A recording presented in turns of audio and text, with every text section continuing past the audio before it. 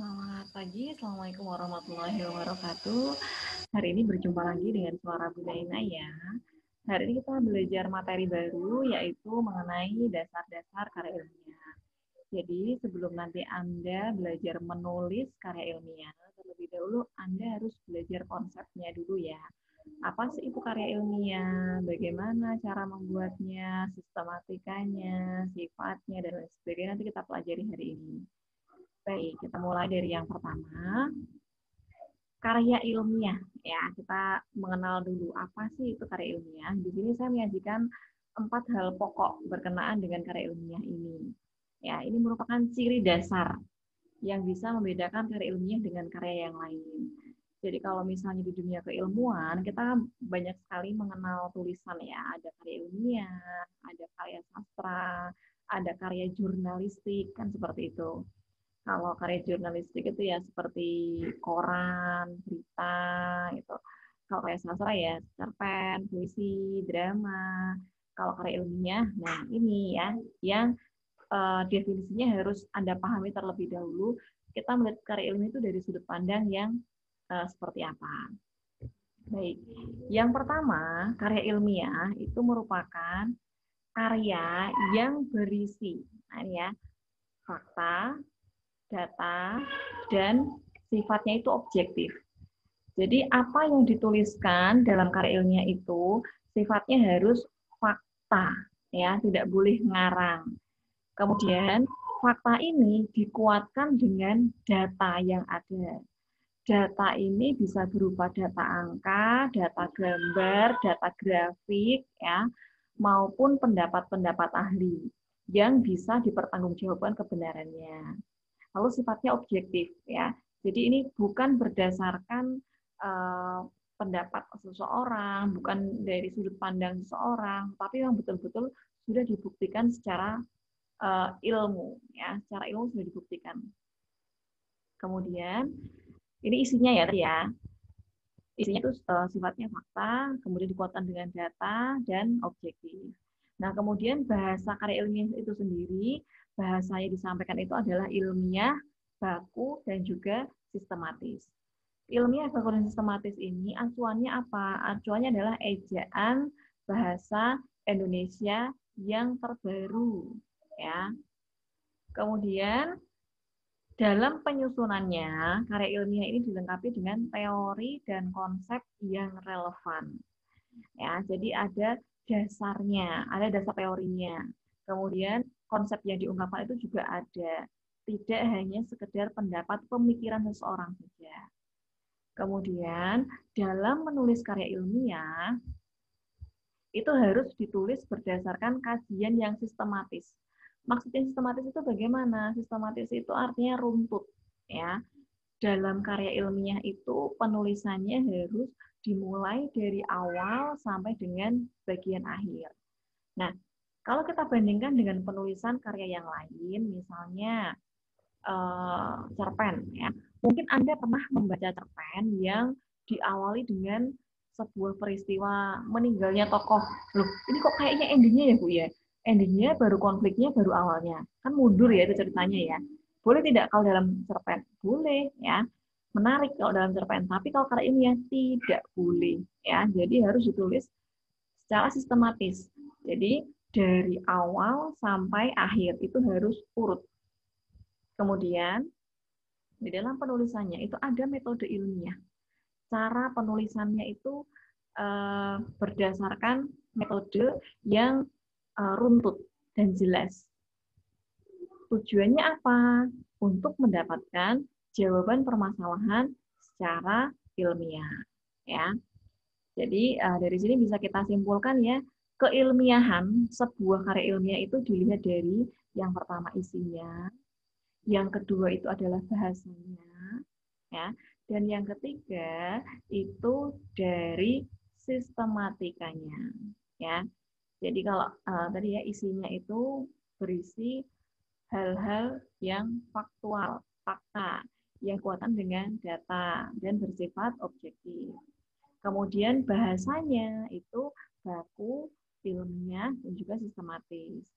Dan Untuk menyusunnya itu harus disertai dengan teori dan konsep yang relevan serta disusun berdasarkan metode yang sistematis.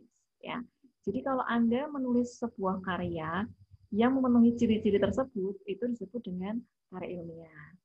Contohnya apa? Misalnya tugas kuliah Anda. Contoh yang lain, misalnya skripsi. Contoh yang lain, buku-buku yang memuat keilmuan tertentu. Ya, itu termasuk karya ilmiah.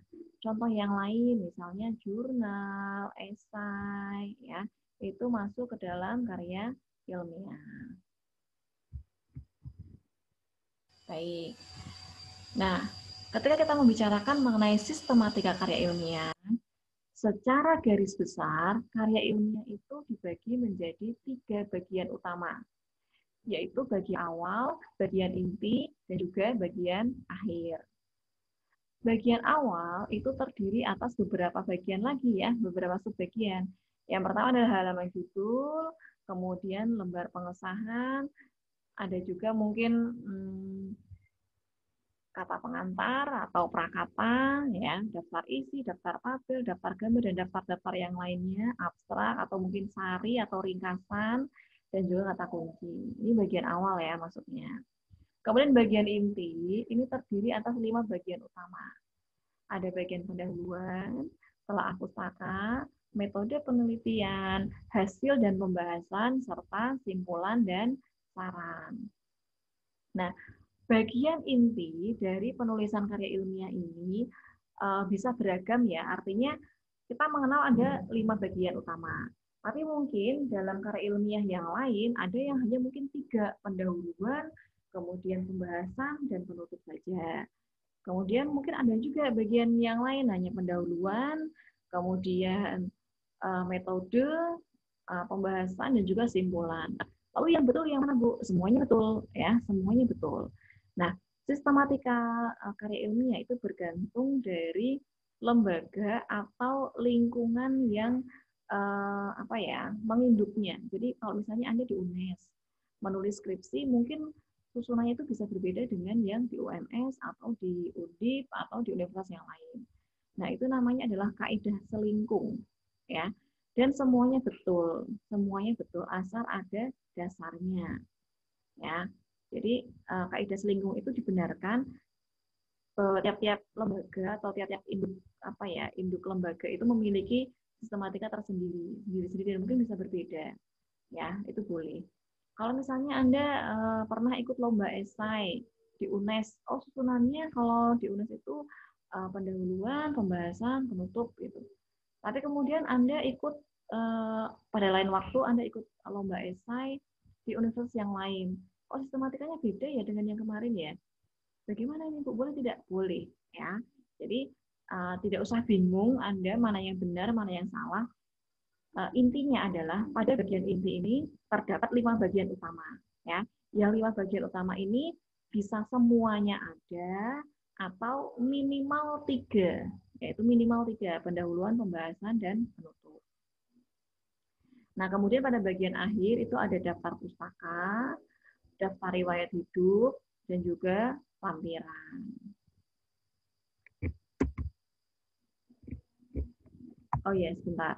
Dalam menuliskan sistematika ini seperti yang sudah saya jelaskan di awal ya, bahwa sistematika karya ilmiah itu harus runtut. Jadi ya penulisannya harus dari bagian awal sampai dengan bagian akhir. Harus tidak boleh dibolak-balik. Nah, kita mulai per bagian ya. Nanti akan kita bahas semuanya sampai simpulan. Nah, khusus minggu ini kita akan bahas bagian awal dulu, bagian awal dan juga bagian inti, yaitu bagian pendahuluan. Nah, untuk membuat sebuah karya ilmiah, sebelum Anda menulis sebuah karya ilmiah itu kan ada satu hal yang harus Anda lakukan, yaitu membuat ide ya, atau mencari gagasan.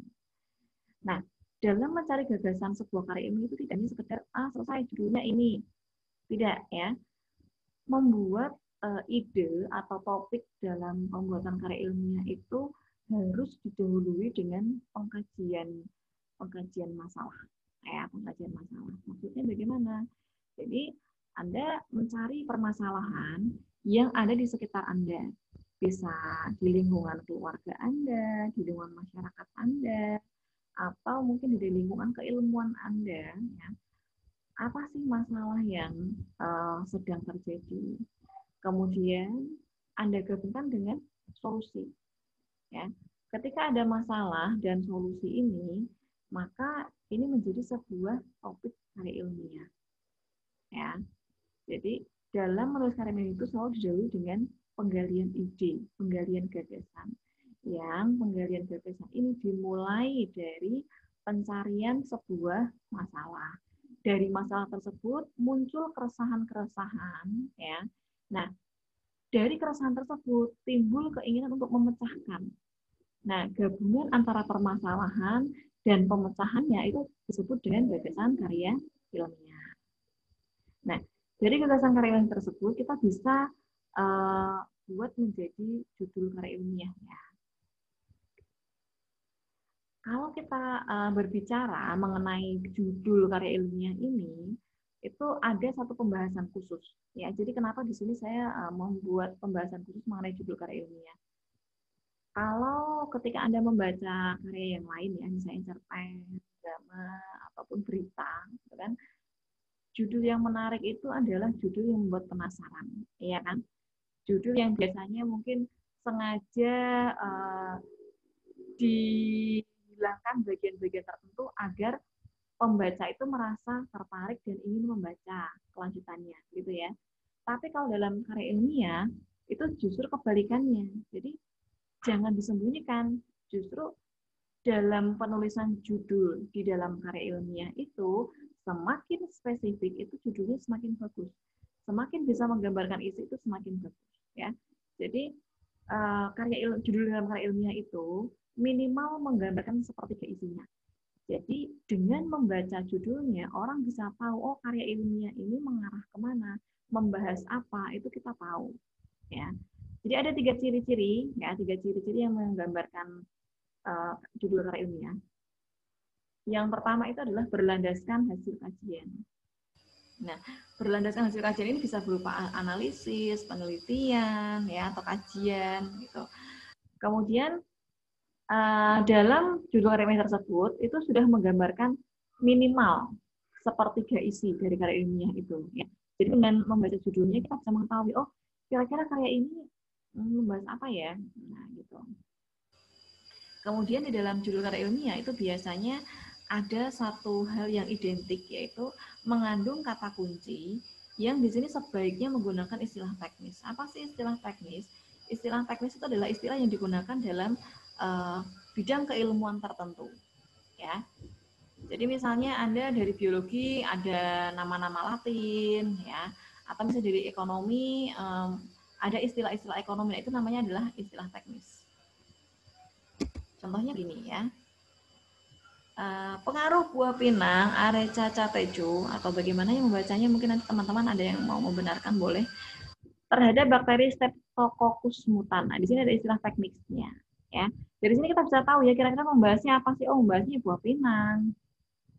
Kemudian contoh yang lain misalnya di ilmu sosial ya, humaniora ini, kajian ketertarikan pelajar terhadap implementasi nilai-nilai Pancasila melalui media film pendek. Nah, atau contoh yang lain, misalnya torbal, topi herbal, topi berbahan biji saga dengan modifikasi elektrik sebagai relaksasi ketegangan sakit kepala. Nah, kalau Anda baca judul-judul ini, sudah menunjukkan ya permasalahan dan solusinya itu apa. Ya, kira-kira nanti isinya apa, kita sudah bisa menerka, kita bisa menebak. Nah, ini adalah beberapa contoh judul karya ilmiah yang bagus dan spesifik. Nah, nanti silakan Anda juga ikut mencoba untuk menggali ide karya ilmiah ya di penugasan. Baik, setelah kita berbicara mengenai judul, kita akan berbicara bagian pendahuluan karya ilmiah. Ya, ibarat sebuah ini ya, ibarat manusia lah, ibarat manusia sebuah badan itu, manusia yang utuh. Bagian pendahuluan itu ibaratnya kepala. Ya, kalau bagian pembahasan itu ibaratnya adalah badan. Bagian penutup itu ibaratnya kaki. Ya. Jadi bagian pendahuluan, walaupun itu kepala kan bagiannya mungkin paling kecil ya, proporsinya mungkin paling kecil di tubuh manusia. Tapi ya bagian pendahuluan ini bisa dikatakan merupakan bagian penting di dalam penulisan karya ilmiah. Ya. Bisa Anda bayangkan bagaimana manusia itu hidup tanpa kepala. Nah, tidak bisa kan? Kalau tanpa tangan, tanpa kaki, manusia masih bisa hidup. Tapi kalau tanpa kepala, nah pasti tidak bisa hidup. Nah, oleh karena itu kita menempatkan pendahuluan ini menjadi satu bagian penting dalam karya ilmiah. Jadi dalam membuat bagian pendahuluan ini juga harus diperhatikan tata caranya. Tidak hanya sekedar menulis. Nah, begitu ya. Baik, kita akan berbicara bagian yang pertama, yaitu latar belakang. Nah, banyak orang yang menebak bahwa latar belakang itu ya alasan. Latar belakang itu kenapa sih kita memilih topik tersebut? Ya, memang betul bahwa secara singkat itu bisa kita katakan bahwa latar belakang tersebut adalah alasan. Alasan mengapa kita memilih topik tersebut untuk kita jadikan karya ilmiah. Nah, dalam menulis latar belakang ini tidak hanya sekedar menuliskan alasan yang pertama apa, kedua apa, ketiga apa, tidak ya, tapi harus ada proses penalaran. Proses penalaran yang kemudian ketika orang membaca itu bisa memahami keruntutan masalahnya itu seperti apa. Ya, jadi tidak hanya sekedar bahwa alasannya hanya ini, alasannya hanya itu, tidak. Tapi kita harus menggambarkan keruntutan sebuah pola pemikiran yang apa ya? Ada proses penalarannya dari permasalahan ini, kenapa harus dicari pemecahannya itu kenapa, kalau pemecahannya bagaimana, itu harus diuraikan secara runtut dan sesuai dengan penalaran. Nah, bagaimana cara membuat latar belakang yang baik ya? Jadi tidak hanya sekedar menuliskan poin-poin pentingnya, alasan pertama apa, kedua apa, ketiga apa, tidak, tapi kita harus menunjukkan proses penalaran. Nah, proses penalaran yang digunakan dalam menulis latar belakang sebuah karya ilmiah itu adalah proses penalaran deduktif. Nah, kalau misalnya Anda kemarin sudah menyimak penjelasan dari teman Anda ya, bahwa proses penalaran itu ada proses penalaran deduktif dan juga proses penalaran induktif. Nah, untuk proses penalaran secara deduktif itu kita menggambarkannya, kita memulai dari hal-hal yang umum dulu, merujuk ke hal yang lebih khusus. Seperti itu. Nah, bagaimana caranya? Jadi yang pertama, Anda harus mengungkapkan terlebih dahulu gambaran umum masalah. Ya. Jadi, masalah apa sih yang ingin Anda bahas? Ya. Kita berikan gambaran umumnya, ini masalahnya apa, kemudian keadaan yang menyimpang itu bagaimana, kondisi yang di lapangan itu seperti apa. Nah, ketika Anda memberikan gambaran umum permasalahan ini, Anda boleh menyajikan data. Jadi misalnya, Anda ingin memberikan gambaran umum mengenai permasalahan apa, misalnya yang kemarin sedang ini tuh ini ya, masalah undang-undang ketenagakerjaan itu loh misalnya ya. Jadi, kenapa sih dipermasalahkan? Anda ungkapkan kondisi real di masyarakat itu seperti apa. Anda boleh mengutip dari koran, dari jurnal, atau dari pendapat ahli. Digunakan untuk apa? Untuk menguatkan pendapat Anda, opini Anda. Kemudian, bagian berikutnya, Anda bisa menggambarkan kondisi ideal yang diharapkan. Nah, kalau kita lihat antara kondisi ideal dengan kondisi lapangan itu pasti bertolak belakang, ya. Nah, bertolak belakangnya antara kondisi di lapangan dan kondisi ideal itu nanti akan muncul sebuah tarik ulur, ya, bahkan mungkin bertentangan. Nah, di situ disebut masalah, ya. Jadi masalah itu timbul karena apa? Karena kondisi real itu tidak sesuai dengan harapan, kondisi realitanya itu tidak sesuai dengan harapan. Nah, itu muncul sebuah permasalahan. Nah, kemudian diungkapkan, kira-kira permasalahan tersebut muncul itu karena apa? diberikan sebab-sebabnya. Nah, ketika mengungkapkan penyebab-penyebab permasalahan ini, Anda bisa mengunggah bukti fakta-fakta yang terjadi di masyarakat itu seperti apa. Nah, di sini dapat Anda kuatkan ya melalui apa? Data dari surat kabar, siaran berita, atau pendapat ahli. Nah, kemudian bagian selanjutnya setelah Anda mengungkapkan penyebabnya, Anda ungkapkan kira-kira apa sih yang akan terjadi apabila masalah yang ada ini tidak dipecahkan, itu kira-kira apa yang terjadi, kompleksitasnya bagaimana, ya, kekacauan atau kerusakan seperti apa yang akan terjadi, dampak-dampak yang akan terjadi ketika permasalahan tersebut kita tidak menemukan solusinya, diungkapkan nanti. Nah, lalu Anda ungkapkan urgensinya, ya.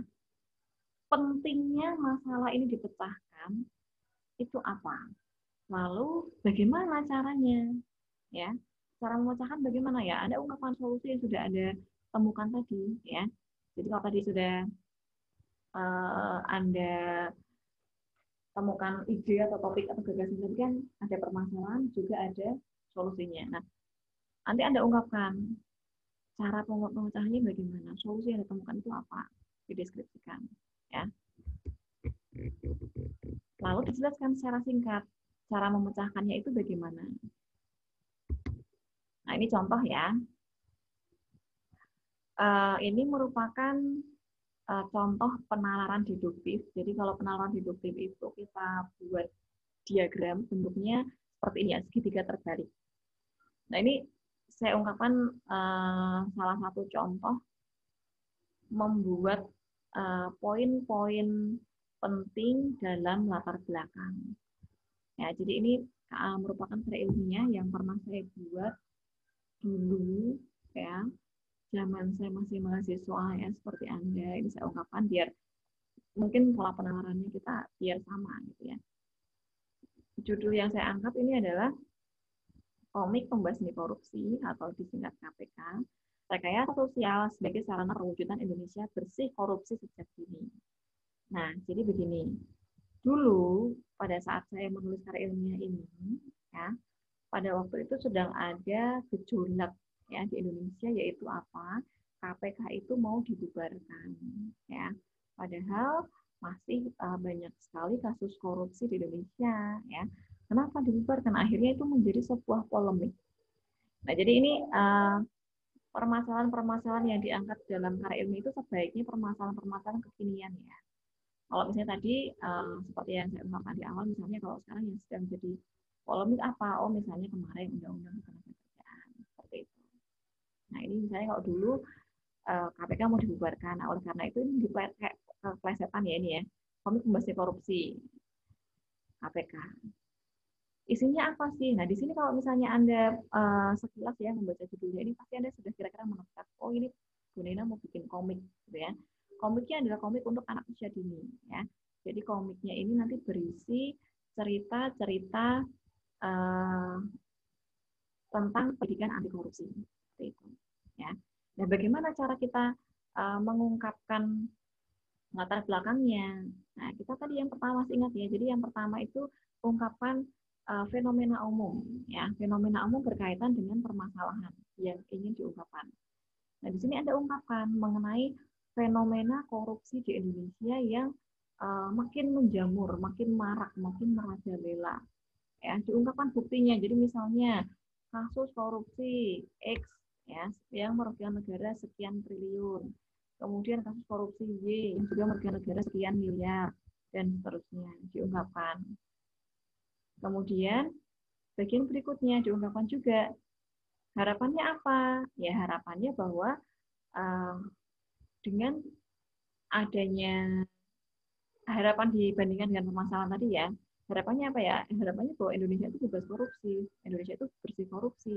Nah, kalau misalnya kita lihat antara kondisi umum dan juga atau kondisi real yang ada di Indonesia pada waktu itu dengan harapannya kan masih bertolak belakang. Nah, bertolak belakangnya antara kondisi real dengan kondisi harapan itu terjadilah sebuah permasalahan. Ya, jadi masalahnya apa ya? Masalahnya adalah tindak korupsi yang semakin tidak terkendali. Gitu. Nah, kira-kira penyebabnya apa sih? Ungkapan bagian berikutnya. Oh, mungkin penanganan yang kurang serius. Buktinya apa? Oh, misalnya uh, mungkin di koran ya, Anda bisa mengutip korupsi sekian triliun di penjara hanya 2 bulan, sehingga mungkin tidak ada efek jerak gitu ya. Lalu ada hukum yang kurang tegas, misalnya bunyi undang-undangnya itu tidak jelas, sehingga ketika ada orang yang korupsi itu hukumannya cenderung ringan misalnya. Atau mungkin karena faktor kekurang kesejahteraan anggota masyarakat sehingga mereka termotivasi untuk melakukan tindak korupsi dan lain sebagainya. Jadi ini penyebab-penyebabnya Anda ungkapkan, Anda analisis. Nah, ketika Anda mengungkapkan itu, ungkapkan juga buktinya apa. Gitu. Nah, kemudian diungkapkan ya urgensinya. Kenapa sih masalah ini harus dipecahkan ya? Jadi kalau masalah ini tidak dipecahkan, tidak ada proses pencegahannya atau preventifnya, maka korupsi ini bisa menjadi sebuah budaya yang bisa merusak moral bangsa. Kan itu sangat bahaya ya, karena oleh karena itu kita harus membuat sebuah upaya pencegahan atau pemusnahan korupsi ya, dimulai dari anak usia dini, misalnya dari sejak dini itu diberikan pendidikan anti korupsi. Nah, caranya bagaimana? Oh, bisa dicegah melalui pendidikan karakter. Nah, misalnya tadi dengan menampilkan atau membuat produk berupa komik, yang komik itu berisi pendidikan anti korupsi. Gitu ya. Ini adalah contohnya. Nah, sampai di sini dulu penjelasan saya hari ini. Penjelasan bagian selanjutnya kita lanjutkan minggu depan ya. Nah, dari sini nanti silahkan Anda mengerjakan tugas yang sudah saya unggah juga di Elena ya. Bisa Anda lihat ada 2 tugas utama. Jadi yang pertama adalah silahkan Anda menemukan idenya dulu. Ya, menemukan ide buat rancangan judulnya. Dari mana? Anda temukan dulu permasalahannya dan juga solusi. Lalu Anda coba rangkai menjadi sebuah judul. Nah, dari situ nanti coba Anda buat pokok-pokok latar belakang seperti yang saya contohkan ini. Ya.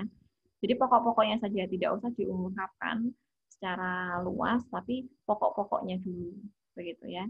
Nah, nanti saya juga akan memberikan tautan pengayaan saja, materi pengayaan berkenaan dengan menggali ide atau gagasan dalam karya ini. Nanti bisa Anda saksikan juga. Baik, begitu ya. Terima kasih atas perhatian Anda. Jika ada yang masih ingin ditanyakan atau ada yang belum jelas, nanti bisa Anda tanyakan dalam forum diskusi. Terima kasih. Wassalamualaikum warahmatullahi wabarakatuh.